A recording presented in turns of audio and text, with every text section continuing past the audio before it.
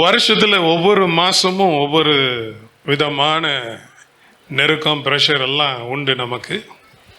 இப்போ இந்த ஜூன் மாதம் வந்துட்டால் பொதுவாக பெற்றோர்களுக்கு வைத்த கலக்கும். ஏன்னா ஜூன் மாதத்தில் எல்லா ஃபீஸையும் கட்டி ஆகணும். அதனால் முந்திலாம் ஜூன் மாதம்தான் அதுக்கு ஜாம் பண்ணுவோம். ஆனால் இப்போ எல்லா ஸ்கூல்லையுமே ஏப்ரல்லையே கட்டிடுங்க, மார்ச்லேயே கட்டிடுங்க, மே மாதமே கட்டிடுங்கன்னு சொல்லி முன்கூட்டியே முழு ஃபீஸையும் வாங்கிடுறாங்க. அதனால் எத்தனை பேர் ஏற்கனவே ஃபீஸை கட்டிட்டு இங்கே உட்காந்துருக்கீங்களோ, இல்லை எப்படா கட்டுறதுன்னு யோசிச்சுட்டு உட்காந்துருக்கீங்களோ, கர்த்தர் நல்லவர். ஆமென். அதே மாதிரி பிள்ளைங்களுக்கு சில நேரத்தில் ரிசல்ட், இப்போ ரிசல்ட் வர்றதுக்கு பிள்ளைங்களோட இந்த நாட்களில் பெற்றோர் தான் அதிக டென்ஷனாக இருக்கிறாங்க. என்னத்தை மார்க் வாங்க போகிறானோ, என்ன கதை சொல்ல போகிறானோ என்று சொல்லி.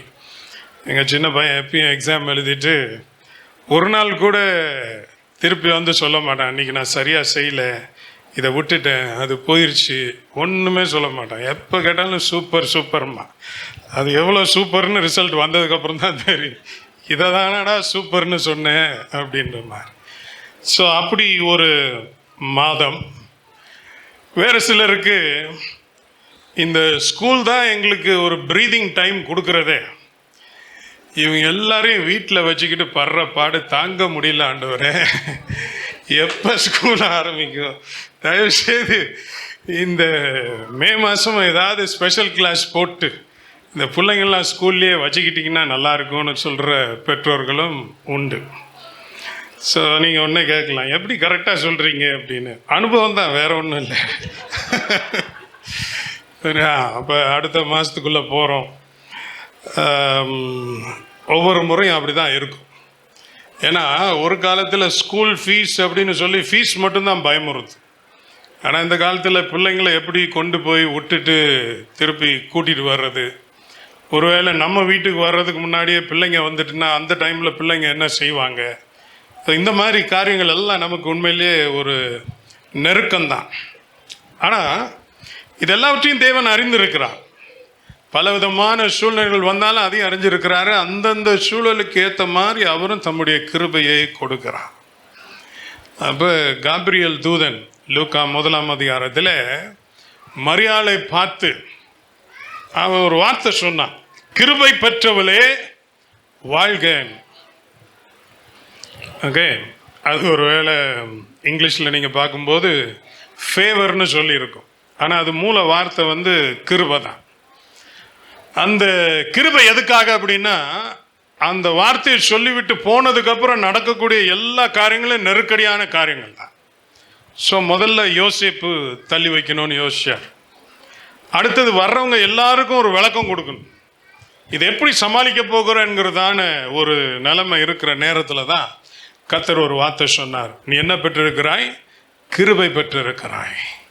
ஸோ இன்றைக்கு இதெல்லாம் நான் கடந்து போகிறேன் என்று சொல்லுகிற ஒவ்வொருவருக்கும் கர்த்தர் அந்த கிருபையை கொடுத்தால் எல்லாத்தையும் நிச்சயமாக சமாளிக்க முடியும். ஏனென்றால் வாழ்க்கை எப்பொழுதும் சொகுசான, அமைதியான, நிம்மதியான இடத்துல நம்மை கொண்டு போய் விடுவதில்லை. இந்த வாரத்தில் ஒருத்தரோட பேசிக்கிட்டு இருந்தேன்.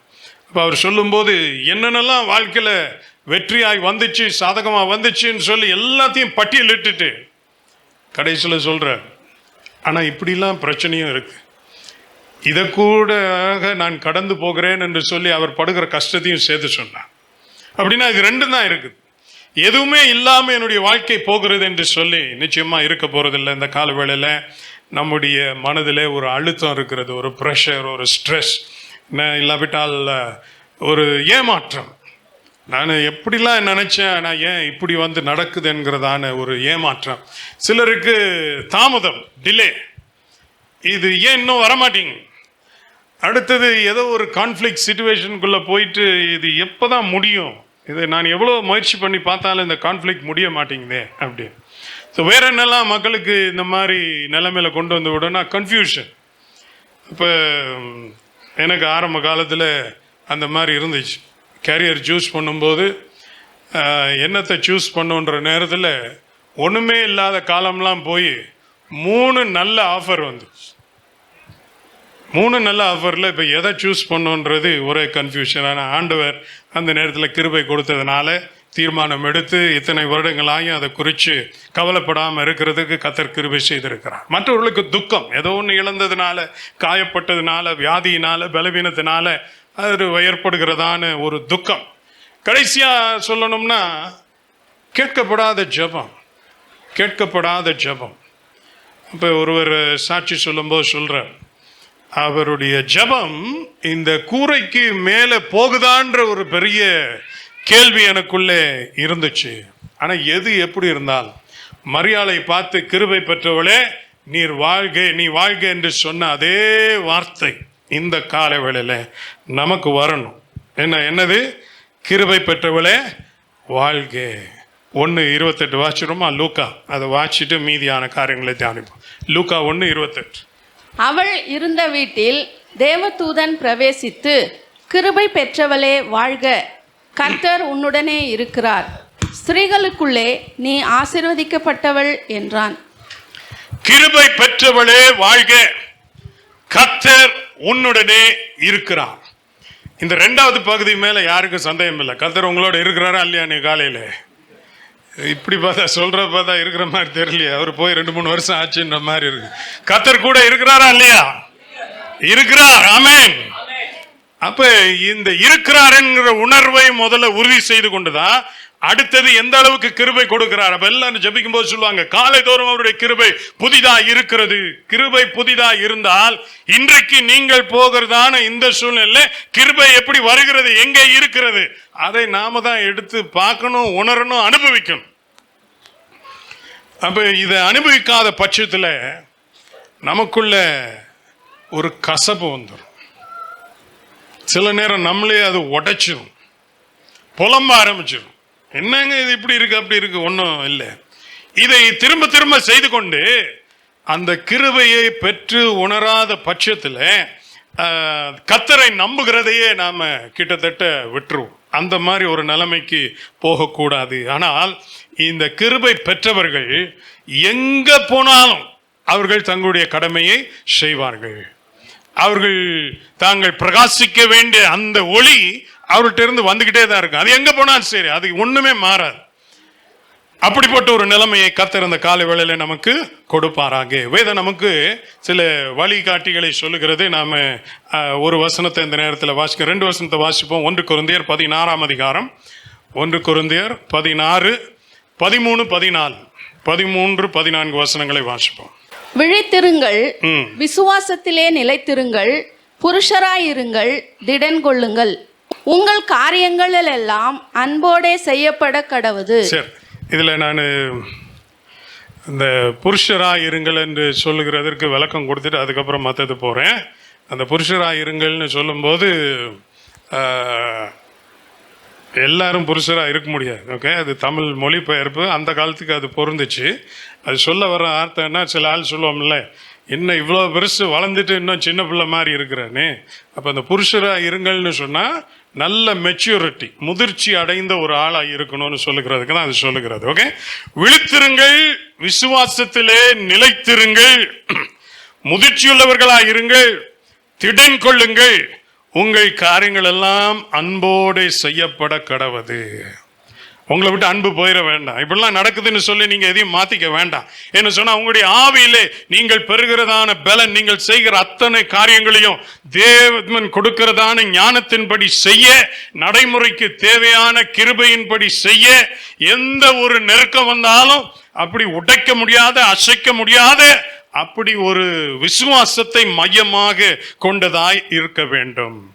அப்ப அதற்கு நாம கர்த்தர் மரியாளுக்கு சொன்ன அந்த வார்த்தையை பிடித்துக் கொள்கிறோம். கிருபை பெற்றவளே வாழ்க, கர்த்தர் உன்னுடனே இருக்கிறார். இப்ப இந்த சுற்றி நடக்கிறதான காரியங்கள் நிச்சயமாக நம்மை மாற்ற நினைக்கும். நம்ம மாற்ற நினைக்கும் போது நாம் எவ்விதமாய் அதற்காக நம்மை ஆயத்தப்படுத்திக் கொள்ளுகிறோமோ அதன்படி தான் எல்லா காரியங்களும் நடக்கும். சும்மா ஒரு உதாரணம் சொல்லுவாங்க, முட்டையும் கேரட்டையும் 2ஐயும் சுடு தண்ணியில் போட்டால் கேரட் என்ன ஆகும்? இன்னும் இருக்குமா இல்லை சாஃப்ட் ஆயிருமா? சாஃப்ட் ஆயிரும். ஆனால் முட்டையை தண்ணிக்குள்ளே போட்டவுடனே என்ன ஆகும்? அது இருக்கும். அதே தண்ணி தான். ஆனால் அந்த தண்ணி ஒன்று சாஃப்டாக மாற்றுது, இன்னொன்று ஹார்டாக மாற்றுது. அப்போ நாம் எப்படி நம்மை ஆயத்தப்படுத்தி கொள்ளுகிறோமோ அதை வைத்து தான் இவைகள் எல்லாம் நடக்குமே தவிர, நாம் ஏதோ போகிற போக்கில் அப்படியே போயிட்டு இருக்கிறோம்னு சொல்லும்போது ஒவ்வொரு சிறு காரியமும் நமக்கு அழுத்தத்தை கொண்டு வரும். அப்ப எல்லாவற்றையும் சமாளிப்பதற்கு நாம் கற்றுக்கொள்வதற்காக தான் வேதம் நம்முடைய கையில கொடுக்கப்பட்டு ஒவ்வொரு காரியத்தையும் நமக்கு போதித்து அதற்கு மேலாக ஆண்டவர் நம்மோடு கூட வந்து நம்மை நடத்துகிறார். இயேசு சீஷர்கள் எல்லாம் ஆயத்தப்படுத்தி அனுப்பும் போது இவ்விதமாய் வார்த்தைகளை சொன்னார். வாசிக்கலாமா? மத்தேயு 10:16. ஆடுகளை ஓநாய்களுக்குள்ளே அனுப்புகிறது போல இதோ நான் உங்களை அனுப்புகிறேன். ஆகையால் சர்ப்பங்களைப் போல வினா உள்ளவர்களும் புறாக்களைப் போல கபடற்றவர்களுமாயிருங்கள். ஒரே வசனத்துல 4 வித்தியாசமான காரியங்களை சொல்லியிருக்கிறார். ஆடுகளை ஓநாய்களுக்குள்ளே அனுப்புகிறது போல, ஆடு ஓநாய் இப்படி அனுப்பும்போது நீங்க எப்படி இருக்கணும்? சர்ப்பங்களை போல வினா உள்ளவர்களாக இருக்கணும், புறாக்களை போல கபடற்றவர்களாக இருக்கணும். ஆடு, ஓநாய், புறா, சர்ப்பம். இப்ப இந்த பூமியில நம்ம அனுப்பி வச்சிருக்கிற ஆண்டவர் நம்ம எங்க இருக்கிறோம்னு அவருக்கு தெரியும். எங்க இருக்கிறோம்? ஓநாய்க்குள்ளதான் இருக்கு. ஓநாய்க்குள்ள ஆடு போச்சுன்னா ஆடுக்கு தன்னை காத்துக் கொள்வதற்கு என்ன இருக்கிறது? என்ன இருக்கிறது? இப்பதானே அந்த 1:28 வாசிங்க. என்ன இருக்குதா இங்க? கிருபை பெற்றவர்களே வாழ்க, கர்த்தர் உன்னோட கூட இருக்கிறார். கர்த்தர் உன்னோட கூட இருக்கிறார். கர்த்தர் உன்னோட கூட இருக்கிறதுனால இந்த எழும்புறது, வருகிறது, உருமுறது, நெருக்கிறது, கிட்ட வர்றது, இது எல்லாம் ஒன்றும் மிரட்டும். ஆனால் ஒன்றும் பயப்படாது, ஒன்றும் பயப்படாது. இப்போ இந்த ஜூ எல்லாம் பார்த்தீங்கன்னா ஒரு காலத்தில் நம்ம தூரத்தில் இருந்து பார்க்குற மாதிரி தான் இருக்கும். ஆனால் இப்போ அதெல்லாம் நவீனமயமாக்கும் போது என்ன செய்கிறாங்க அப்படின்னு சொன்னால் எல்லாத்துக்கும் ஒரு கண்ணாடி வச்சிடுறாங்க. கண்ணாடி வச்சிட்டாங்கன்னா அந்த சைடில் எவ்வளோ பெரிய விஷ பாம்பாக இருந்தாலும் சரி, அந்த பக்கத்தில் இருக்கிறது ஒரு முதலையாக இருந்தாலும் சரி, அந்த பக்கத்தில் இருக்கிறது எவ்வளோ பயங்கரமான ஒரு சிங்கமாக இருந்தாலும் சரி, நம்ம தைரியமாக அந்த கையை அதுக்கிட்ட கொண்டு போகலாம். அது ஒன்றும் செய்யாது. சில நேரம் அது மறந்து போயிடும். என்ன மறந்துடும்? கண்ணாடி குறுக்க இருக்குன்னு சொல்லிட்டு அது அப்படி வந்தாலும் பழகின ஆள் அதை பார்த்துட்டு என்ன செஞ்சிருவேன்? ஒன்றும் செய்ய முடியாது. ஏன்னா உனக்கு எனக்கு நடுவில் இந்த கண்ணாடி இருக்கு. நீ என்னை தொடவே முடியாது. நீ எவ்வளோ வேணா கத்திக்கோ, எவ்வளோ வேணா மிரட்டிக்கோ, ஒன்றும் என்ன செய்ய முடியாது. இந்த கண்ணாடி இருக்கிற வரைக்கும் எனக்கு தேவையான பாதுகாப்பு இதில் இருக்கு, யாரும் நீ நெருங்க முடியாது. இந்த உணர்வை நான் பெற்றுக்கொள்ள வேண்டும் என்பதற்காகத்தான் கர்த்தர் சொல்லுகிறார், நான் உன்னோடு கூட இருக்கிறேன். நான் உன்னோடு இருக்கிறத நீ உணர்ந்தேன்னா இது எல்லாவற்றையும் பார்க்கும்போது அது பயங்கரமானதுதான். ஆனா ஒன்னும் உன்னை தொடாது. ஆனா அது இல்லை என்று போகும்போது நாமளும் ஏதாவது செய்யணும்னு நினைச்சு நம்மை நாமே மாற்றிக்கொள்ளுகிறோம். எப்படி மாற்றிக்கொள்ளுகிறோம்? இப்போ தன்னை காப்பாற்றி கொள்ள முடியலை. நான் ஊருக்குள்ளே போகும்போது எல்லாரும் என்னை அடிக்கிறாங்க, எல்லாரும் அடிக்கிறாங்கன்னு வீட்டுக்கு வந்து அழுகுற ஆள் இருக்கு. அதே சமயத்தில் வீட்டுக்கு வந்து நான் என்ன செய்கிறேன் பாரு அப்படி இப்படின்னு கோபத்தை வளர்த்து கொள்கிற ஆள் இருக்கு. அப்போ ஏதோ ஒரு விதத்தில் இவைகள் எல்லாம் நம்ம என்ன செய்யும்? மாற்றும். அந்த விதத்தில் நீங்கள் மாறிவிடக்கூடாது. சுத்தி ஓனாய் போல இருந்தாலும் சர்ப்பத்தை போல வினா உள்ளவர்கள். அங்கே எதுக்கு சர்ப்பத்தை அப்படி சொல்றாங்கன்னு சொன்னா, பாருங்க, இந்த சர்ப்பம் பாம்பா இருக்கிறது அதோடைய தலையை வச்சு தான் எல்லாம், அதுக்கு உதவி செய்யறதுக்கு மற்றதெல்லாம் குறைச்சி தான். அப்ப என்ன நடக்குது போது வருதுன்னு சொல்லி எல்லாத்தையும் பார்த்துக்கிட்டே இருக்கும். அதனால விழித்திருங்கள். ஏற்கனவே நம்ம பார்த்த வசனம் என்ன? 1 கொரிந்தியர்ல விழித்திருங்கள், விசுவாசத்திலே நிலைத்திருங்கள்.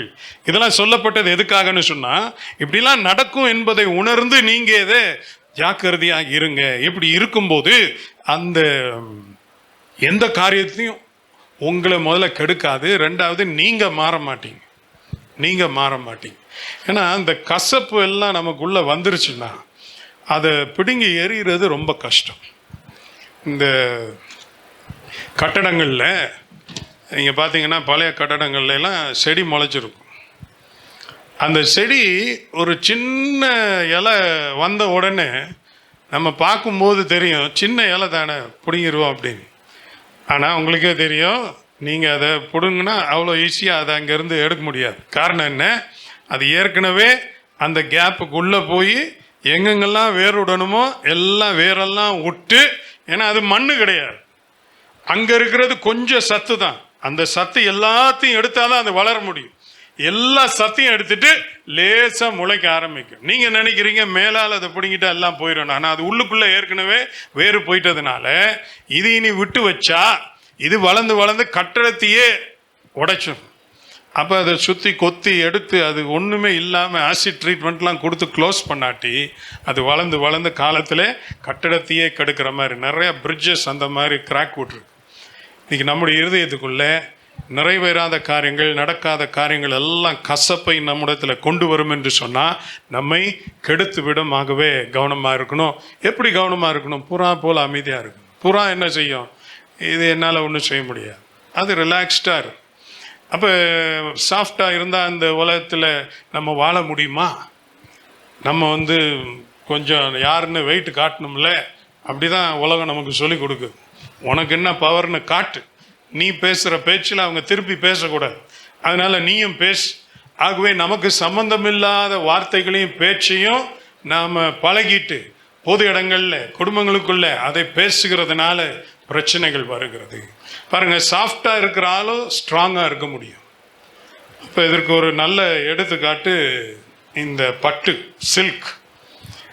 இப்போ முதல் பேராஷூட் செஞ்ச உடனே அந்த பேராஷூட்டை என்ன கயிறில் செய்கிறதுன்ற ஒரு பெரிய கேள்வி வந்துச்சு. ஏன்னா அவங்களுக்கு இருந்த பெரிய கேள்வி, அந்த கயிறு ஸ்ட்ராங்காக இருக்கும், ஆனால் கயிறு வெயிட்டாக இருக்கக்கூடாது. வெயிட்டாக இருந்துச்சுன்னா அது காற்றுல அவ்வளோ நல்லா பறக்காது. ஆகவே இருக்கிறதுலே லைட் அண்ட் ஸ்ட்ராங் என்ன அப்படின்னு சொல்லி இந்த வேர்ல்டு வார் டைமில் செஞ்ச அத்தனை பேராஷூட்டும் பட்டு நூலிலே செய்யப்பட்டது. நானும் இந்த பேராகிளைடிங் போனதுனால தெரியும். அதில் வச்சிருந்த கயிறை பார்த்தோன்னே முதல்ல சந்தேகமாயிருச்சு, இந்த கயிறு நம்ம வெயிட்டை தாங்குமா? நம்ம வீட்டு கொடி கயிறே இதை விட இன்னும் பெருசாக இருக்குமே, இப்படி நூல் மாதிரி வச்சுக்கிட்டு நம்பி இதில் ஏறுறானே, இவனை நம்பி ஏறி போகலாமா? ஆனால் அந்த மெல்லிய கயிறு தான், அது அவ்வளோ ஸ்ட்ராங். அதனால் நம்ம நினச்சி கொள்ளணும், இந்த உலகத்தில் நான் சாஃப்டாகவும் இருக்க முடியும், ஸ்ட்ராங்காகவும் இருக்க முடியும். எப்படி சாஃப்டாக இருக்கணும்? எந்த அநீதியான எந்த கடுமையான ஒரு காரியத்துக்கும் என்னுடைய இருதயத்தில் இடம் கொடுக்காதபடிக்கு நான் அதில் உறுதியாக இருக்கும். இப்போ இந்த சில்க் மாதிரி ஆண்டவரே என்னை மாற்றும். ஆண்டவர் சொல்கிறார், ஓநாய்க்குள்ளே அனுப்புகிற மாதிரி தான் நான் அனுப்புகிறேன், அதனால் நீ அதை குறித்து கவலைப்பட வேண்டாம், தேவன் நம்மோடு கூட இருக்கிறார். அப்போ சாஃப்டாக இருக்கும்போது எவ்வளோதான் வந்துச்சுன்னு சொன்னாலும் அது எல்லாத்தையும் அது தாங்கிக்கொள். இந்த தாங்கி கொள்ளுகிற ஒரு கிருபையை கர்த்தர் நமக்கு கொடுப்பாராங்க. அதுக்கு இந்த பிளெயினை பற்றி நீங்கள் பார்த்தீங்கன்னு சொன்னால் அதோடைய டயர் முதல்ல டியூப்லெஸ் டயர் பிளெயினுக்கு தான் போட்டாங்க. அப்புறம் தான் மற்ற கமர்ஷியல் வெஹிக்கிள்ஸுக்கெலாம் அது வர ஆரம்பிச்சு. அப்போ அது ஃபுல்லாக மெட்டல். ஓகே, அந்த மெட்டல் அவ்வளோ பெருசு, அவ்வளோ உயரத்தில் வேகமாக கீழே தொடும்போது அதில் இருக்கிற எல்லா ஷாக்கையும் தாங்கி கொள்ளும். அப்போ அந்த ரப்பருக்கு அவ்வளோ பவர் இருக்குது. எவ்வளோ மெட்டல் இருந்தாலும் எத்தனை பேரை தூக்கிட்டு போனாலும் இறங்கும்போது அப்படி ஸ்மூத்தாக இறங்குறதற்கு ஆண்டவர் அந்த மாதிரி சாஃப்ட் அண்ட் ஸ்ட்ராங்காக நாம் ஒவ்வொருத்தரையும் மாற்றுவாராக. அந்த ஒரு சாஃப்ட்னஸ் இல்லைன்னு சொன்னால், நம்முடைய மனது இறுகி போச்சுன்னு சொன்னால், அதை நம்மோடு கூட நாம் நிப்பாட்ட மாட்டோம். மற்றவங்களுக்கும் அதை கொண்டு போய் நாம் மற்றவங்க மேலேயும் அதை காட்டி அது அவிதமாக மற்றவர்களையும் கெடுக்கக்கூடியதாக தான் இருக்கும். கர்த்தர் அந்த காரியங்கள் எல்லாவற்றையும் நிச்சயமாக நம்மை விட்டு எடுத்து போட வேண்டும். அப்போ இயேசு எவ்வளவோ பெரிய காரியங்கள்லாம் செஞ்சார். பிசாசை விரட்டும் போது அந்த பிசாசு தெரியும், சில பிசாசுலாம் பயங்கரமான பிசாசு ஆனால் எவ்வளவு அதட்டி அந்த காரியங்களை செய்தார். தேவாலயத்தை சுத்திகரிக்கும் போது அவ்வளவு டேரிங்காக இறங்கி தனி ஆளாக இருந்து எல்லாத்தையும் செய்தார். ஆனால் அடுத்த நேரத்தில் சிறு பிள்ளைங்களை கூப்பிட்டு மடியில் வச்சு உட்கார வச்சுட்டு இருக்கிறார். இன்னைக்கு முரட்டு ஆளாக இருந்தால் யாரும் கிட்ட போயிருக்க மாட்டான், சின்ன பிள்ளைங்க போயிருக்க மாட்டான். ஸோ நம்ம சர்ச்சிலேயே வளர்ந்ததுனால சில வீட்டில் நம்மளை வில்லன் ஆக்கி விட்டுருவாங்க. நீ சாப்பிடல பாஸ்டர்கிட்ட சொல்லிடுவேன். ஸோ இந்த பிள்ளைங்க சர்ச்சுக்கு வந்தாலே நம்மளை ஒரு மாதிரி பார்க்கும். ஏன்னா ஒரு மாதிரி பார்க்குறாங்கன்னா எங்கள் வீட்டில் நம்ம பேர் சொல்லி தான் அதுக்கு எல்லாம் உள்ளுக்குள்ளே போகுது. அப்போ இங்கே வந்து பார்க்கும்போது அது என்ன நினச்சிக்குது, இந்த ஆள் பயங்கரமான ஆள் போல், ஐயோ அப்படின்னு. அதனால் என்ன இன்னைக்கு அந்த பிள்ளைங்களாம் வளர்ந்து பெருசாகிட்டாங்க அப்படி. ஆனால் இயேசு அப்படி இல்லை, சின்ன பிள்ளைங்க சந்தோஷமாக போனாங்க. அப்போ அதே காரியத்தை தான் இன்றைக்கு தேவன் நம்மிடத்துலையும் எதிர்பார்க்கிறார். இப்போ சொல்கிறாரு, நீ கடந்து போகிற இந்த காரியம் எதுவும் ஒன்றை மாற்றிடக்கூடாது. உன்னை ஸ்ட்ராங் ஆக்கணுமே வெளியே, உன்னை இன்னும் சாஃப்ட் ஆக்கணுமே வெளியே, உன்னை ஆண்டவர் விரும்பாத எந்த விதத்துலையும் மாற்றிடக்கூடாது.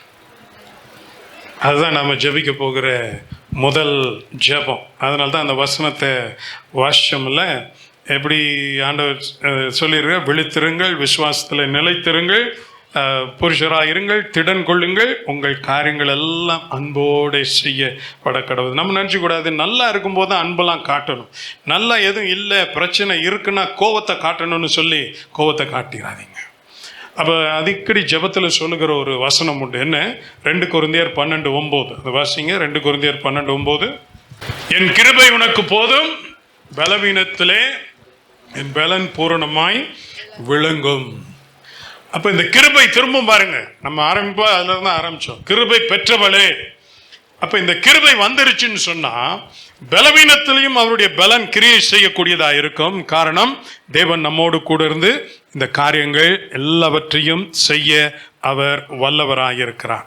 ஸோ இதுக்கு இன்னொரு நல்ல எக்ஸாம்பிள் பார்த்தீங்கன்னா ஆக்டோபஸ்.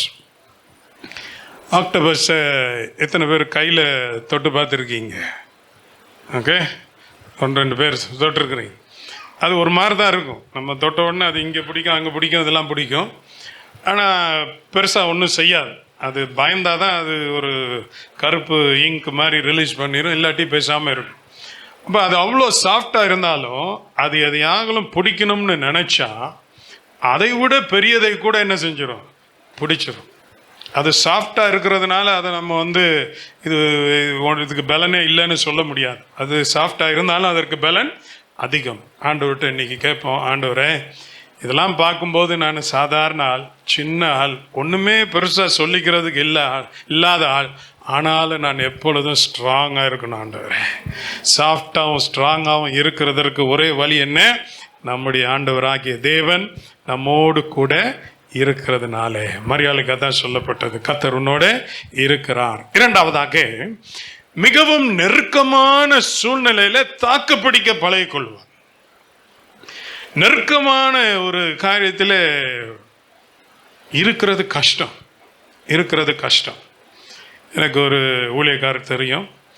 1979 என்னவோ அவர் முதல்ல ஒரு ஊழியத்துக்கு போனார். அவருக்கு கிடைச்ச ரூமுடைய சைஸ் 6x3. சில நேரம் அந்த இது கூட, அது என்ன, சவப்பெட்டி காஃபின் கூட அதை விட பெருசாக செய்வாங்க. அவ்வளோதான். அது என்ன அப்படின்னு சொன்னால், ஒரு வீட்டுடைய சைடில் இப்படி ஒரு ஷீட்டு போட்டு 6x3 அப்படின்னா அதில் படுக்கலாம். மற்றபடி மேலே எதுலையாவது இப்படி மற்றதை தொங்க விட்டுக்கணும். அப்போ அவர் ஜெபம் பண்ணார், ஆண்டவரே உமக்கு ஊழியம் செய்யணும்னு வந்த என்ன இங்கே கொண்டு வந்து சேர்த்துட்டீங்களே. என்னெல்லாம் கதை சொன்னாங்க, ஊழியம்னா ஆசீர்வதிப்பார், உயர்த்துவார், இப்படி பண்ணுவாருன்னு. நான் இதில் தான் இருக்கிறேன்னு என் ஃபேமிலிக்கு இப்போ நான் சொல்ல முடியாது. சொன்னால் வீட்டில் பெரிய கலவரமாயிடும். இது மனுஷர் குடியிருக்கிற இடமே இல்லை. இது இந்த வீட்டில் இருக்கிற உடச்ச சாமான்லாம் போடுற ஒரு சின்ன ஸ்டோரேஜ் ஸ்பேஸ். ஆனால் அதுதான் எனக்கு கிடைச்சிச்சு. அப்போ ஆண்டவர் சொன்னார், மகனே இங்கே இருக்க நீ பழகிட்டேன்னா உலகத்தில் எங்கே நான் உன்னை கொண்டு போய் விட்டாலும் நீ பழகிக்குவ. இப்போ எப்படி வசதி, பழகுறியா கிளம்புறியா? இருக்கிறாண்டவர் ஒரு 10 வருஷம் கழிச்சு எல்லாம் தலைகீழ மாறிடுச்சு. வெளிநாட்டுக்கு போனார், படித்தார், உயர்ந்தார், தேவை எல்லாம் சந்திக்கப்பட்டு குடும்பம் எல்லாம் நல்லா இருக்கிற. ஆனால் அவர் எப்பயும் சொல்லுவார், நல்ல வேலை அந்த ரூமை விட்டு நான் ஓடலை. ஏன்னா அங்கே ஒரே ஒரு ஆள் தான் என் கூட இருக்க முடியும். எங்கள் அம்மா வர முடியாது, எங்கள் அப்பா வர முடியாது. நான் அப்போ அவர் கல்யாணம் ஆகலை. நான் கல்யாணம் கட்டினா என் மனைவியும் இங்கே வந்து இருக்க மாட்டாங்க, நீயே வேணான்னு விட்டுட்டு போயிடுவாங்க. யாரும் கூட இருக்க முடியாத இந்த இடத்துல என் கூட இருந்தது யார் மட்டும்தான்? நீர் மட்டும்தான் ஆண்டவரே. அப்போ நீ உங்களுக்கே தெரியும், இந்த ஃப்ரெண்ட்ஷிப் ரிலேஷன்ஷிப்லாம் எப்பன்னு சொன்னால், ஒரு 2-3 பேர் மிகவும் நெருக்கமாக ஒரு சூழ்நிலை கொஞ்ச நாள் இருந்தாங்கன்னா பயங்கரமான ஃப்ரெண்ட்ஷிப் வந்துடும். அந்த நேரத்தில் ஆண்டவர் அங்கே கொண்டு போய் அவர்களை அற்புதமாக ஆயத்தப்படுத்தி நடத்தினார். வாழ்க்கையில் சீசன் ஒன்று இருக்குங்க, காலம். இது இந்த சீசன். இனி வரப்போகிறது இன்னொரு சீசன். இந்த சீசன்ல நம்ம எந்த சீசனுக்கு ஆண்டவர் கொண்டு போய் விடுறாரோ அந்த சீசனுக்கு பழகணும். நான் நிறைய பிரயாணம் பண்ணுறதுனால சில ஊர் இருக்கு பாருங்க. இப்போ அந்த ஊரில் சம்மரில் போனோம்னா நம்ம ஊரில் இருக்கிற மாதிரி வீட்டுக்கு போயிட்டு அந்த வீட்டு டோர் ஹேண்டில் இப்படி திறக்க முடியாது. கொண்டு போய் அப்படி கையை வச்சோம்னா கையில் கொப்பளம் வந்துடும். அந்த அளவுக்கு சூடு, 45-46 டிகிரி. அதனால் எப்போ ஹேண்டில் பிடிக்கணுன்னாலும் முதல்ல கர்ச்சீஃபையோ இல்லை பேப்பரையோ எதையோ எடுத்து அதை மேலே போட்டுட்டு தான் அதை திறக்கணுமே வெளியே. அதை திறந்தோம்னா கையில் சூடு வாங்கிக்கும். அதே ஊரில் வின்டர் ஆயிடுச்சுன்னா ஸ்னோ கொட்டும். அந்த ஸ்னோ போகிற சீசனில் கொட்டின ஸ்னோ எல்லாம் ஐஸ் ஆயிரும். ஐஸ் ஆயிட்டு அந்த ஐஸில் நடக்கிறதுக்கு ஏற்ற ஷூ போடாமல் நம்ம ஊர் சூப்பர் ஸ்டார்னு நினச்சிக்கிட்டு யாரெல்லாம் நடக்கிறாங்களோ நிச்சயமாக சில்லறை தான் பொறுக்குவாங்க. அதை சில்லறை பொறுக்கிறது மட்டும் இல்லை, அந்த விழுகிற ஸ்பீடில் எப்படியோ ஒரு 4-5 எலும்பு கண்டிப்பாக உடையும். அதே ஊர் தான். அந்த சீசனில் இது நெருப்பா வெயிலான்னு சந்தேகப்படுற ஒரு நிலைமை இருந்துச்சு. அடுத்த நேரத்தில் அதே ஊரில் ஐஸ் இருக்கு. இது ரெண்டுக்கும் இடப்பட்ட நேரத்தில் மழையெல்லாம் பெஞ்சு எங்கே சுற்றி பார்த்தாலும் பச்சை பசேர்னு பூவும் அதுவும் இதுவும் எல்லாம் சேர்த்து இருக்கும்.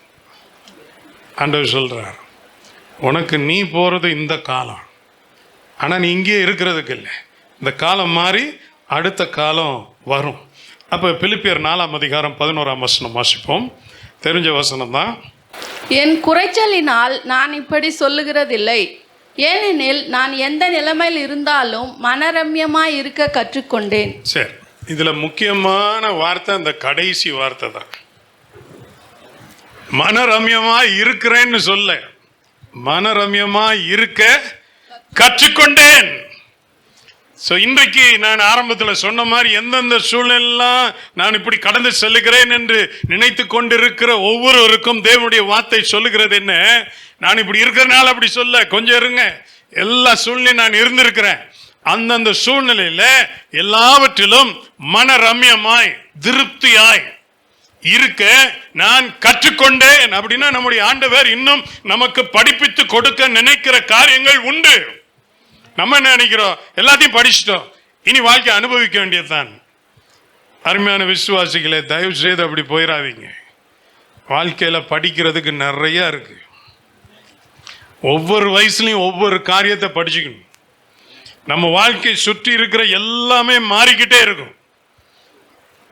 இன்னைக்கு இப்படி இருக்கும், இப்படி இருக்குன்னு நினைச்சிட்டு நம்ம போயிட்டு இருந்தா அதுக்குள்ள அது மாறிடும். ஒரு ஆள் இப்படி இருக்கிறாங்க, இவங்க இப்படிதான் இருப்பாங்கன்னு சொன்னா இப்ப இப்படி இருக்கிறாங்க, நாளைக்கு இன்னொரு சூழ்நிலை வரும்போது அவங்க வேற மாதிரி மாறிடுவாங்க. இன்னைக்கு இதெல்லாம் என் கையில இருக்கு, ஆனா இனி என் கையில இருக்காது. அந்த நம்ம ஃப்ரெண்ட்ஸுங்க சில நேரம் புலம்பாங்க, நம்ம சின்ன பிள்ளைங்களாக இருக்கும்போது நம்ம விரும்பினதெல்லாம் வாங்கி சாப்பிட்றதுக்கு வீட்டில் விட மாட்டாங்க. ஐஸ்கிரீம் வாங்கி சாப்பிட்னா அதெல்லாம் விலை வாங்க முடியாதுன்னு ஐஸ்கிரீம் சாப்பிட முடியாது. நாங்களாம் வளரும்போது ரொம்ப ஃபேமஸ் சாக்லேட்னா அந்த வீணாக போன 5 ஸ்டார் சாக்லேட் தான்.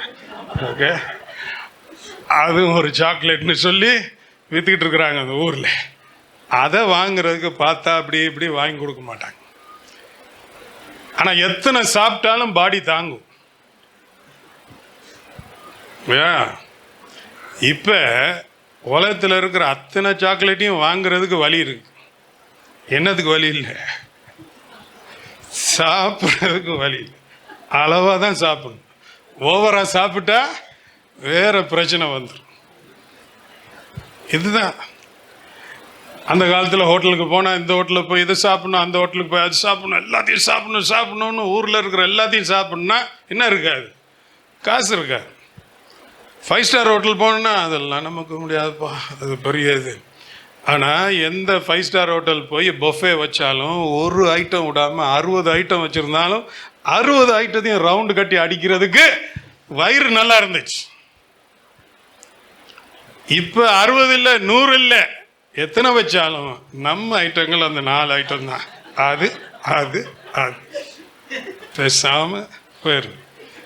ஏன்னா காசு இருக்கு, என்ன இல்லை, பாடி இல்லை. என்ன ஒரே வாழ்க்கை இது?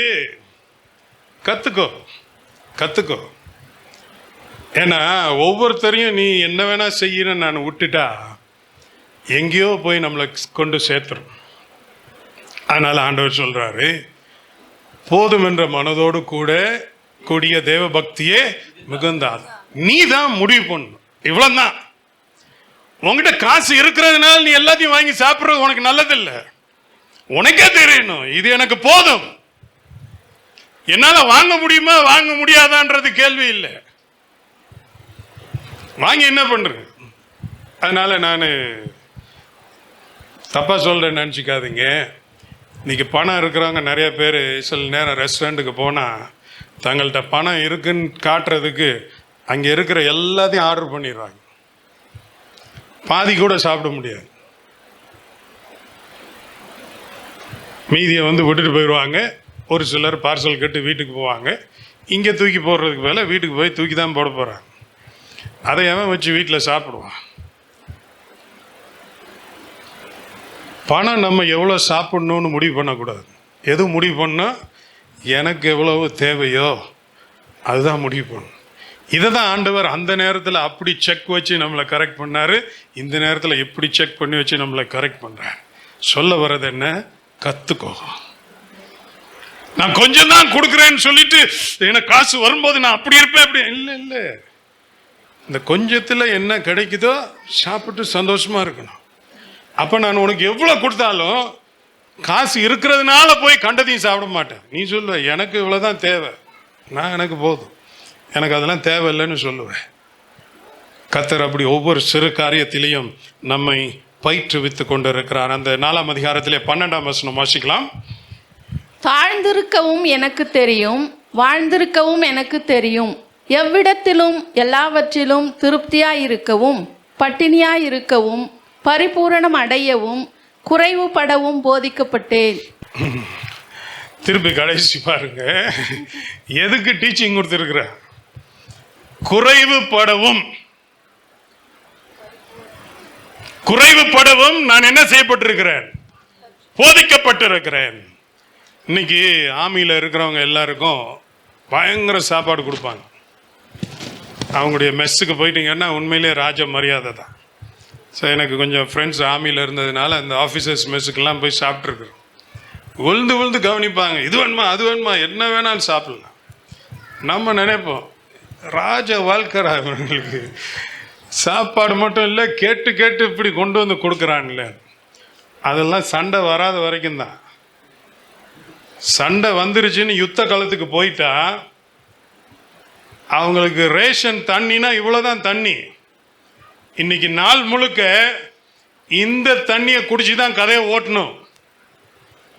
அங்கே இருந்துக்கிட்டு சொல்ல முடியாது தண்ணி கொடுங்க அப்பதான் என்னால் வேலை செய்ய முடியும். தண்ணியே இல்லை, நான் எப்படி இந்த வேலை செய்யறது? எனக்கு சாப்பாடு கொண்டு வந்து கொடுக்குறவன் சாப்பாடு கொடுக்கல, முதல்ல சாப்பாடு வரட்டும் அப்புறம் நான் வேலையை செய்கிறேன். அதெல்லாம் இல்லை. சாப்பாடு கிடைச்சாலும் தண்ணி இருந்தாலும் சாப்பிட இல்லாவிட்டாலும் வேலை நடக்கணும். ஏன்?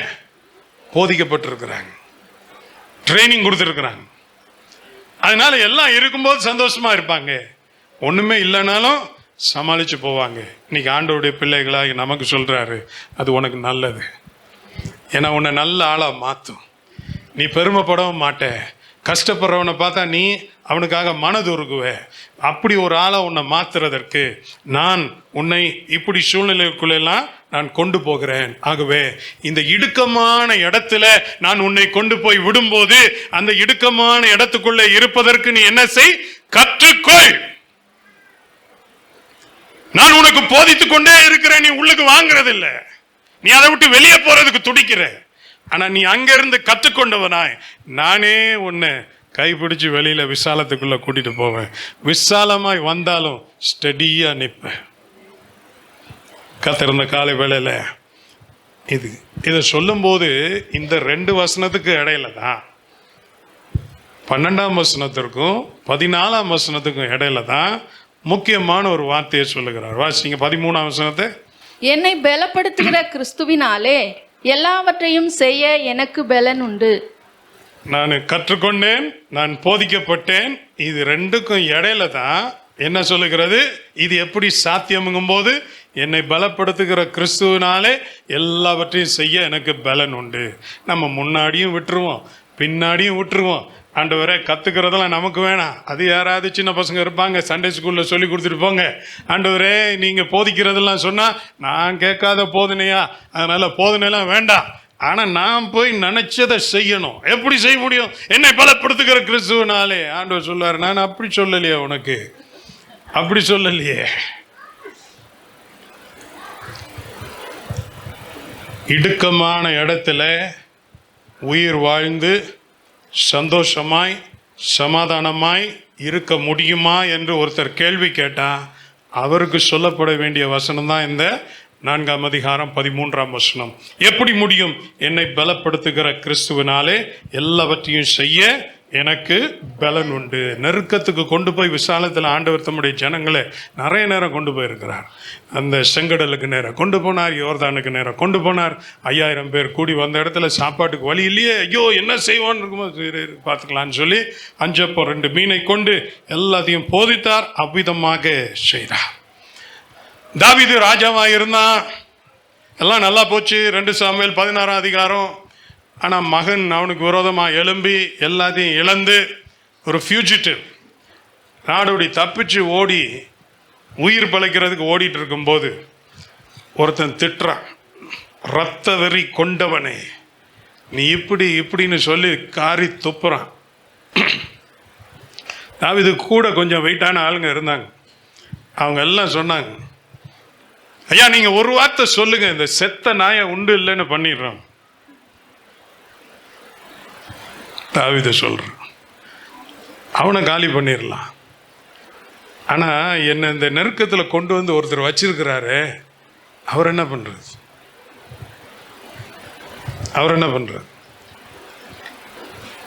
அதனால ஒன்றும் செய்யாத. அவர் என்னை இங்கேருந்து எடுத்துட்டாருன்னா இந்த பேச்செல்லாம் அமைதியாகிடும். அதனால் அவனை அப்படியே விட்டுறேன். உங்களுடைய கஷ்டத்தில் உங்களை வேதனைப்படுத்துகிறவங்க, பயங்கரமான வார்த்தை பேசுகிறவங்க பேசும்போது கேட்டுட்டு திருப்பி கொடுக்கணும்னு நினைக்காதீங்க. உங்களை பற்றி என்னெல்லாம் சொல்லுவாங்க, சாபம், நீ நல்லாவே இருக்க மாட்ட, நீ சரியில்லை, உன் புத்தி சரியில்லை, நீ இன்னும் பெரிய அநியாயம் பண்ணியிருக்க, அதான் உனக்கு இப்படி நடக்குது. என்ன கடுமையான வார்த்தை பேசினாலும் நீங்க சொல்லணும், இவங்கெல்லாம் இப்படி பேசுறாங்கன்னா என்னை நடத்தி கொண்டு வர்றவர் இங்கே கொண்டு வந்து என்னை வச்சிருக்கிறார். இதெல்லாம் கேட்டுதான் ஆகும். இவங்களை அடிக்கிறதுனாலையோ, இவங்களை திருப்பி பேசுறதுனாலையோ, இவங்களுக்கு நான் கெடுதல் செய்வதனாலையோ எதுவுமே மாறாது. ஆனா என்ன ஒருத்தர் நடத்தி கூட்டிட்டு போறாருல, அவர் அப்படியே நடத்தி கூட்டுட்டு சேற்றிலிருந்து தூக்கி அப்படியே கண்மலை மேலே நிறுத்தின உடனே இந்த வாய் எல்லாம் அடங்கும். ஊற வாய், நார வாய், எல்லா வாயும் அடங்கும். உனக்கு விரோதமாய் பேசுகிறவர்களை நீ என்ன செய்வா? குற்றப்படுத்துவா. உனக்கு விரோதமாய் ஐயப்படும் எந்த ஆயுதமும் வாய்க்காது.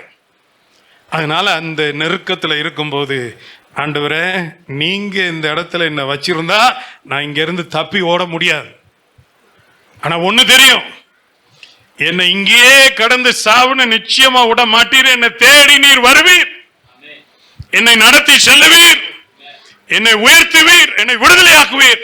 நீர் விடுதலை ஆக்கும் போது இந்த பேசின அத்தனை வாய் அடங்க ஆண்டவரே அப்படின்னு சொல்லிட்டு அங்கேயே இருங்க. கர்த்தர் உயர்த்தும் போது அத்தனை வாயும் அடங்கும். அப்ப அவங்கள பார்த்துட்டு ஒரு சிரிப்பு சிரிச்சுட்டு, God bless you brother, God bless you சிஸ்டர்னு போயிருக்கு. எத்தனை பேர் ரெடியா இருக்கிறீங்க? ஆமென்.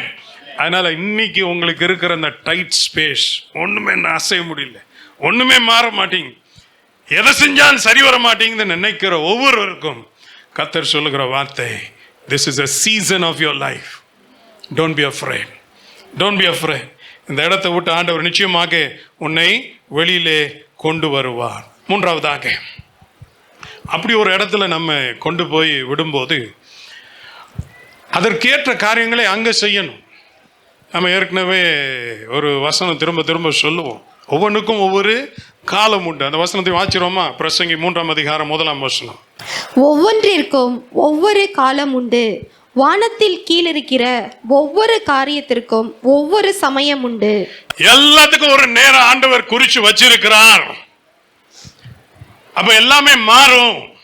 அவர் ஏற்கனவே சொன்ன மாதிரி காலங்கள் மாறும், ஜனங்கள் மாறுவார்கள், சூழ்நிலைகள் மாறும், ஊழியம் மாறும், குடும்பம் மாறும், நமக்கு இருக்கிற ஆரோக்கியம் மாறும், வேலை மாறும், சுத்தி இருக்கிற கலாச்சாரம் மாறும், நமக்கு இருக்கிற பலன் கூட மாறி போகும். மாறாதவர் ஒருவர் தான், இயேசு கிறிஸ்து. நேற்றும் இன்றும் என்றும் மாறாதவராய் இருக்கிறார். எல்லாமே மாறும் மாறும். இப்படி மாறும்போது நான் இருக்கிற நிலைமை தான் எனக்கு பெர்மனன்ட்னு சொல்லி உனக்கு நீ சொல்லிக்காத. தமிழ்ல சொல்லுவாங்க, மாற்றம் ஒன்றே மாறாதது, மாறாதது. அப்ப எந்த இடத்துல ஆண்டவர் வைத்திருக்கிறாரோ அந்த இடத்துல செய்ய வேண்டிய காரியங்களை நீ செய். ஓகே, அதுக்கு என்னென்ன மாற்றங்களை உனக்குள்ளே நீ கொண்டு வர வேண்டுமோ அதை செய். ஓகே, இன்னைக்கு அதனால தான் ஒரு வியாதி வந்துருச்சு அப்படின்னா டாக்டர் சொல்லுவாங்க, அப்போ நீங்கள் இதை தான் சாப்பிடுங்க, இதை சாப்பிடாதீங்க, இவ்வளோ தண்ணி குடிங்க. நீங்கள் சொல்லுங்க, எனக்கு அதெல்லாம் சாப்பிட்டு பழக்கமே இல்லை. பழக்கமா இல்லையான்னு கேட்கல, ஆனால் இப்போ நீங்கள் இருக்கிற நிலைமைக்கு இதுதான் சாப்பிடணும். ஏன் இதை சாப்பிட்டா அது இப்போ கேள்வி கேட்காதீங்க. நீங்கள் இந்த இதை கடைப்பிடிங்க, நிச்சயமாக இதிலிருந்து நீங்கள் வெளியில் வருவீங்க. காயப்பட்டா சொல்கிறாங்க, தண்ணி படாமல் பார்த்துக்குங்க. ஒரு ஃப்ராக்சர் ஆயிடுச்சுன்னா சொல்கிறாங்க, அதில் வெயிட் கொடுக்காம பார்த்துக்கணுங்க. இதை விட்டு நீங்கள் வெளியில் வருவீங்க. 1 கொரிந்தியர் 9ஆம் அதிகாரம் 22ஆம் வசனம். பலவீனரை ஆதாயப்படுத்தி கொள்ளும்படிக்கு பலவீனருக்கு பலவீனனை போலானேன். எப்படி ஆகிலும் சிலரை ரட்சிக்கும்படிக்கு நான் எல்லாருக்கும் எல்லாமானேன். நான் எல்லாருக்கும் எல்லாம் ஆனேன். இப்போ காலையில் ஒரு செய்தி படித்தேன். இந்த கேள்வி சர்ச்சில் கேட்கக்கூடாது, எத்தனை பேர் ஜெயிலுக்கு போயிட்டு வந்திருக்கிறீங்கன்னு. நானும் நிறையா ஜெயிலுக்கு போயிருக்கிறேன் ஊழியத்துக்காக. ஆனால் சென்டென்ஸ் ஆகி உள்ளுக்கு போகல. இப்போ ஹைதராபாத்தில் கொஞ்சம் ப்ரிசன் செல்ஸ் காலியாக இருக்குதான். அப்போ என்னென்னா, ஒரு நாளைக்கு 2000 ரூபா, 2000 ரூபா கொடுத்தீங்கன்னா நீங்களும் கைதி மாதிரி ட்ரெஸ் பண்ணிவிட்டு போயிட்டு அந்த ரூமில் தங்கிட்டு அடுத்த நாள் காலையில் வந்துடலாம். இந்த பிக்னிக் போகிற மாதிரி இப்போ ஜெயில் திறந்து விட்டுருக்குறாங்க. ஓகே, ஒரு நாள் அங்கே போய் இருந்தாலே ஜெயில்னா என்னன்னு தெரியும்.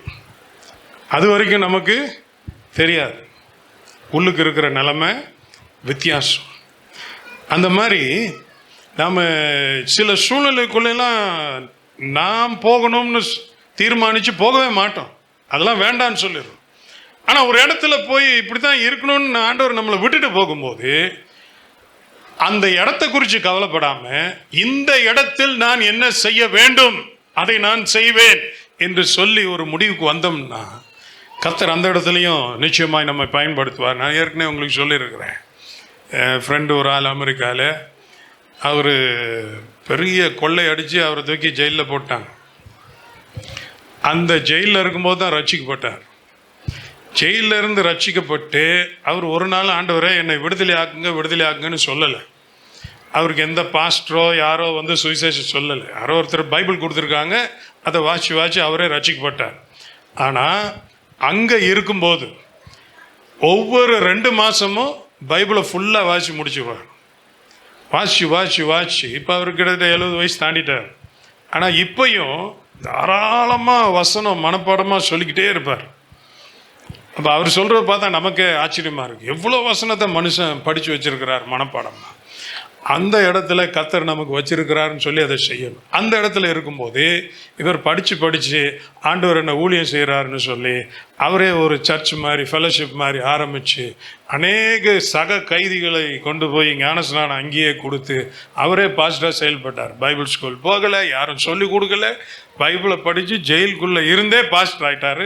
கடைசியில் வேறு ஒரு சில காரியங்கள்லாம் நடந்து ஒரு fine day just like that அப்படியே அவரை நீங்கள் போயிட்டு வாங்கன்னு சொல்லிட்டு ரிலீஸ் பண்ணிட்டாங்க. வெளியில் வந்து அந்த சர்ச்சை செய்தார். இப்பயும் சர்ச் பண்ணிகிட்டு இருக்கிறார். எப்படா இவர் பாஸ்ட் ஆனார்னா யாரும் சொல்லிக் கொடுக்கல. ஆனால் ஜெயிலுக்குள்ளே அங்கேயே தன்னுடைய ஊழியத்தை ஆரம்பித்தார்.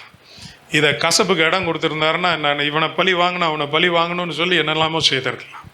இல்லை, அதே மாதிரி நீங்களும் ஏதாவது ஒன்று ஆயிடுச்சுன்னா உறவுகள் மேலே கோவப்பட்டு இதை நீ முறிச்சிடணும் அப்படின்னு சொல்லி அப்படி விபரீதமான முடிவுக்கெல்லாம் வந்துடாதீங்க. ஆண்டவர் உங்களை எங்கே வச்சிருக்கிறாரோ அந்த இடத்துல நீங்கள் செய்ய வேண்டியது என்ன என்பதை கேட்டு செய்யுங்க. சில நேரத்தில் நமக்கு இப்படி ஒரு உதாரணமாக பணம் இல்லைன்னு வச்சுங்களேன், பணம் இல்லைன்னு சொன்னால் நம்முடைய முழு ஜபமும் என்னவாக இருக்கும், இந்த பணம் வந்துடணும், இந்த பணம் வந்துடணும், இந்த பணம் வந்துடணும், இந்த பணம் வந்துடணும். பணம் இன்னும் வரல, இப்போ என்ன செய்ய போகிறோம்? இல்லை பணம் வந்துடணும். அதை தவிர வேற எதுவுமே யோசிக்க முடியாது. ஆனால் ஆண்டவர் அப்படி ஒன்றும் இல்லாத நேரத்துலையும் ஆண்டவரை இப்போ நான் என்ன செய்யணும், இப்போ நான் என்ன செய்யணும், அதை அந்த இடத்துல செய்யணும். எங்கெங்கெல்லாம் உறவுகள் என்னால் விரிசலாச்சோ அதை போய் சரி பண்ணணும். ஜெபிக்கிறதுக்கு நேரம் இல்லைன்னு ஓடிக்கிட்டு இருந்தேன் நான், இப்போ ஜெபிக்கணும். நமக்கு ஃபாஸ்டிங்லாம் செட் ஆகாது, அதெல்லாம் ரொம்ப ஒவ்வொன்று இருக்கிறவங்களுக்கு அப்படின்னு சொல்கிற ஆள் இப்போ ஃபாஸ்டிங் பண்ணணும், வேதத்தை வாசிக்கணும். இதெல்லாம் கரெக்ட் பண்ணுறதுக்காக சில நேரத்தில் ஆண்டவர் நம்மளை கொண்டு போய் அப்படி நிலைமையில் விட்டுருக்கிறார். அமைதியாக இருந்தால் வேலைக்காக. ஸோ இதுவும் அந்த ஆக்டோபஸ் இது எனக்கு ஞாபகம் வருகிறது. அந்த ஆக்டோபஸ் தன்னை காப்பாற்றி கொள்றதுக்கு அது எந்த இடத்துல போடுறோமோ அந்த இடத்தின் கலருக்கு அது அப்படியே மாறிடும். திடீர்னு பார்த்தா இது இங்கே ஒன்று இருக்கா இல்லையானே தெரியாது. அதனால் ஆண்டவர் நம்மளை எங்கே கொண்டு போய் வச்சுருந்தாலும் கற்றுக்கொண்டு அந்த இடத்துக்கு ஏற்றல நான் என்னெல்லாம் செய்யணுமோ அதை செய்வதற்கு முன் வர வேண்டும். நீங்கள் சரின்னு சொல்லி ஒன்றை செய்ய ஆரம்பிங்க, நம்ம கூட இருக்கிற ஆண்டவர் நம்மை நடத்தி கொண்டு போய்கிட்டே இருப்பார். ஆனால் மனம் இல்லாமல் இல்லை, நீங்கள் எனக்கு செய்யுங்க, அதுக்கப்புறம் நான் உங்களுக்கு ஏதாச்சும் செய்கிறேன், நான் கேட்டதுக்கு முதல்ல பதில் கொடுங்க, அப்புறம் நீங்கள் விரும்பினதெல்லாம் நான் செய்கிறேன்னு சொல்லி அவர்கிட்ட பேரம் பேசுகிற நேரத்தில் ஆண்டவர் சொல்கிறாரு, அப்படி இல்லைப்பா, நீ இருக்கிற இடத்துல என்னவா நீ செய்யணுமோ நீ அதை தான் செய்யணும். நான் வாட்ச மாதிரி ஒவ்வொன்றுக்கும் ஒரு காலம் உண்டு. பேசுறதுக்கு ஒரு காலம் இருக்குது, அமைதியாக இருக்க ஒரு காலம் இருக்குது. ரொம்ப பேசின ஆளுங்கள்லாம் ஆண்டவர் எங்கேயோ கொண்டு போய் இப்படி உட்கார வச்சுக்கிறார். கொஞ்ச நேரம் பேசாமல் இரு. சில ஆளுங்களுக்கு பேசுறது பிரச்சனை இல்லை, பேசாமல் இருக்கிறது தான் பிரச்சனை. வாயை மூடிட்டு இருக்கிறது கஷ்டம். சும்மாவாவது ஃபோனை எடுத்து ஊரில் இருக்கிற அத்தனை பேருக்கும் காலை போட்டு நம்ம லொல்லு பத்தாதுன்னு சொல்லி அவங்க லைஃப்பையும் லொல்லு ஆக்கி எல்லாத்தையும் பண்ணுற ஒரு பழக்கம் இருக்குது. ஆண்டவர் சொல்ல பேசாமல் இரு. அதே மாதிரி கட்டுறதுக்கு ஒரு காலம் இருக்குது, இடிக்கிறதுக்கு ஒரு காலம் இருக்குது. கனவு. இன்னைக்கு உலகம் அதான் சொல்லுது, கனவு காணுங்கள், ட்ரீம் பிக். அப்போ நம்மளை விட்டா எல்லாம் கட்டி இந்தியாவுக்கும் அமெரிக்காவுக்கும் பிரிட்ஜு போட்டு வண்டி ஓட்டிட்டு போயிடும். ஆண்டவர் சொல்கிறேன், ரொம்ப ஓவராக போகிறேன், கொஞ்சம் அந்த பிரிட்ஜெல்லாம் இடிச்சுட்டு இங்கே பக்கத்து ஊருக்கு போடு, போதும், இவ்வளோ தூரம்லாம் கட்ட வேணாம்.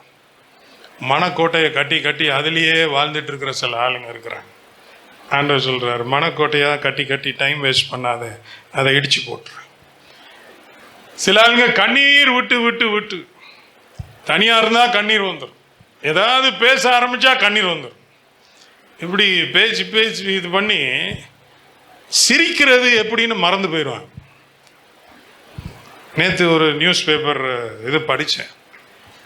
ஒரு அம்மா கிட்டத்தட்ட 50 வருஷமாக சிரிக்கவே இல்லையா. சின்ன வயசுலேருந்து சிரிக்கல. ஏன்னா யாரோ நோ சொல்லியிருக்கிறாங்க, சிரிச்சா இந்த முகத்தில் சுருக்கம் விழுந்துடும், அதனால நீ சிரிக்காதன்னு சொல்லி. அதுக்கு 65 வயசு, 50 வருஷமா என்ன செய்யல, சிரிக்கல. பொம்பளையா நீ? அப்படி சிரிக்க மறந்த சில ஆட்கள் இருக்கிறாங்க. நீங்கள் எல்லாரும் இருக்கிற இடத்துல சம்மந்தம்லாம் சிரிச்சிங்கன்னா யாராவது கேட்பாங்க, லூசா நீ சிரிச்சிட்டு இருக்கிறேன். ஆனால் சில நேரம் என் கஷ்டத்தில் எனக்கு சிரிப்பே வரல, சந்தோஷமாக இருக்கு வரல முடியலன்னு சொல்கிற ஆள் கூட யாரும் இல்லாத நேரத்தில் கதவுலாம் சாத்திட்டு சந்தோஷமாக சிரித்து பார்க்கணும். சரி, சத்தமாக தான் சிரிக்கல, கண்ணாடி முன்னாடியாவது போய் நின்று ஒருக்க உங்கள் முகத்தையே சிரிக்க வச்சு பாருங்க. நான் சந்தோஷமாக இருந்தால் இப்படி தான் இருப்பேன் அப்படின்னு. அதே மாதிரி உங்கள் மூஞ்சி இருக்கிற மாதிரி பாருங்கள், உங்களுக்கே பார்க்க முடியாது, இதெல்லாம் ஒரு மூஞ்சா பாரு இப்படி இருக்குது. ஆனால் சொல்கிறார், மாறுப்பா மாறு. கர்த்தர் இன்னைக்கு நமக்கு ஒரு அழைப்பு கொடுக்குறான். இந்த சீசன் மாறணும்னா முதல்ல நம்ம மாறணும். நம்ம மாறும்போது ஆண்டவர் இதெல்லாம், அதனால எந்த இடத்துல வச்சிருக்கிறாரோ அந்த இடத்திற்கு ஏற்றார் போல் நம்மை நாமே மாற்றிக்கொள்ள வேண்டும். இன்னும் 2 வசனம் அதோடு கூட நான் முடிக்க விரும்புகிறேன். சங்கீதம் 127:1, அதுவும் தெரிஞ்ச வசனம் தான். கர்த்தர் வீட்டை கட்டாராகில் அதை கட்டுகிறவர்களின் பிரயாசம் விருதா. இன்னைக்கு நிறைய யங்ஸ்டர்ஸ் இங்கே இருக்கிறீங்க, படிக்கிற பிள்ளைங்க இருக்கிறீங்க, கரியரில் ஆரம்ப நாட்களில் இருக்கிறவங்க இருக்கிறீங்க, யங் ஃபேமிலிஸ் இருக்கிறீங்க. எல்லாத்தையும் கடந்து வந்த ஒரு ஆள் சொல்கிறது தான் நினச்சிக்கொள்ளுங்க. உங்கள் கரியர், உங்கள் வாழ்க்கை, உங்கள் ஃப்யூச்சர் நீங்கள் கட்டுறதுக்கு சூப்பர் பிளான்லாம் வச்சுருக்கிறீங்க. ஆனால் வேதம் சொல்லுது, உங்கள் பிளான்லாம் ரொம்ப நாள் நிற்க. கர்த்தர் வீட்டை கட்டாராக. கர்த்தர் உன் வாழ்க்கையை கட்டாட்டி பார்க்க நல்லா இருக்கும், நிற்காது.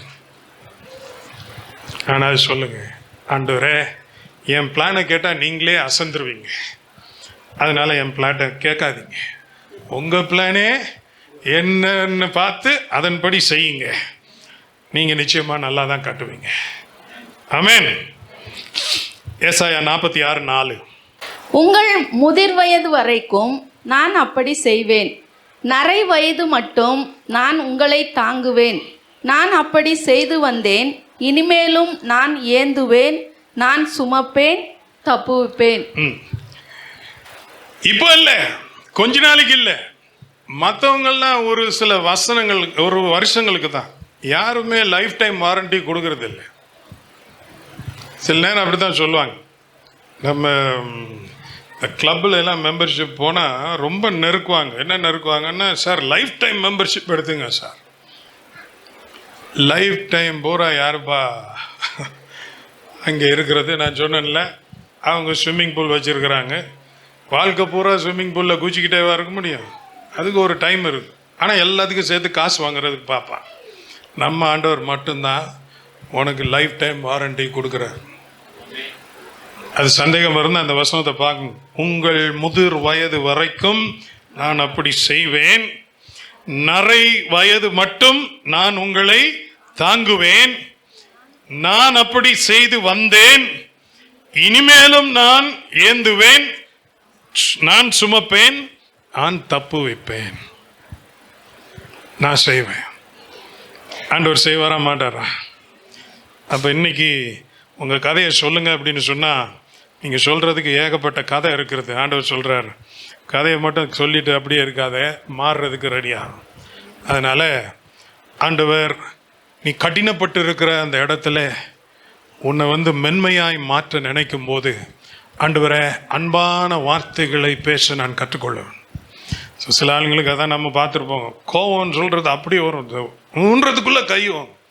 ஆண்டவரே எனக்கு அடிக்கிற கையாக இருக்கக்கூடாது, அணைக்கிற கையாக மாற்றணும். ஆண்டவரே ஆறுதல் படுத்துக்கிற கையாக மாற்றணும். கர்த்தர் நம்ம எவ்வளோ தான் ஸ்ட்ராங்காக இருந்தாலும் நமக்கு இருக்கிற அந்த சாஃப்ட்னஸ், அந்த மனதுருக்கம் நம்மை விட்டு போயிடக்கூடாது.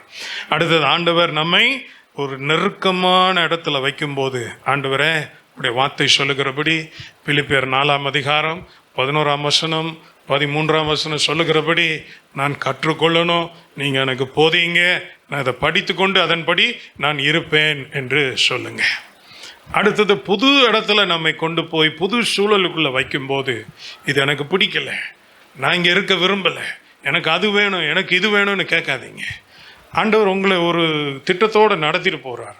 அந்த இடத்துலையும் நீங்கள் கற்றுக்கொள்ள வேண்டியதை கற்றுக்கொள்ளுங்கள். அந்த இடத்துக்கு ஏற்ற மாதிரி உங்களை மாற்றிக்கொள்ளுங்கள். ஏனென்றால் விசாலத்தில் கற்றுக்கொள்ளுகிற பாடங்களை விட நெருக்கத்திலே கற்றுக்கொள்ளுகிற பாடங்கள் மிகவும் பிரயோஜனம் உள்ளது. கர்த்தர் அவ்விதமாக நமக்கும் செய்வாராக. ஆமென். நம்ம இருக்கிற இடத்துல எழுப்பி நிற்போமா?